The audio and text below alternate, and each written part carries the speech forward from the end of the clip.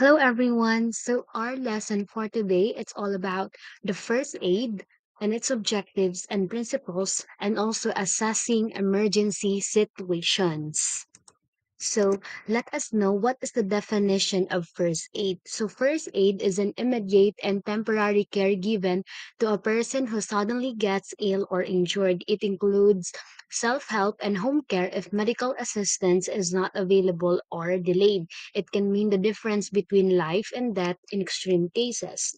So what are the roles of first aid? First one is it is a bridge that fills the gap between the victim and the physician. Second one, it is not intended to compete with or take the place of the services of the physician. And third, it ends with the service of the physician begins.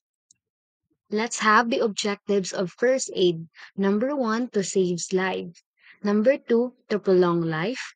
Number three, to alleviate suffering. And number four, to prevent further injuries. So, let's take a look about the characteristics of a good first aider. Number one, you need to be gentle, does not cause pain and panic. Number two, you need to be observant, you need to be aware, and notice all the signs around your surroundings. Number three, resourceful, makes the best use of things at hand.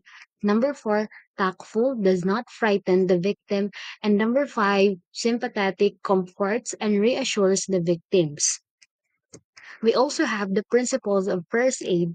Those in giving first aid. Do stay calm. Do reassure and comfort the victim. Do check for a medical bracelet indicating a condition such as epilepsy or diabetes. Do loosen any tight clothing. Do keep the victim covered to reduce shock. And we do have don'ts in giving first aid. Don't give food and drinks to an unconscious person. Don't move an injured person unless you need to place him or her in the recovery position. So let's have the top 10 things to do in case of emergency. Shout for help.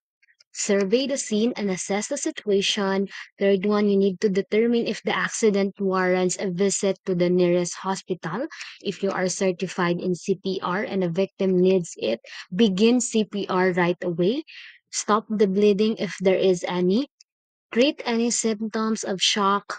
Look for the medical alert tag in every victim. Seek trained medical assistance. Never give anything by mouth to an unconscious victim. And last, wait for medical professional to arrive. So, these are the steps in assessing emergency situation. Number one, is anyone in danger? Number two, move to the quietest victim. Number three, open the airway. Next, check for breathing and look for signs of circulation. So the cardiopulmonary resuscitation or the CPR, combine rescue breathing with chest compression. Continue rescue breathing, check for signs, circulation every minute. So let's discuss the difference between the primary survey and secondary survey in physical examination when giving first aid. So when we say primary survey, it is used when the victim is unconscious and to find out and immediately treat life-threatening conditions.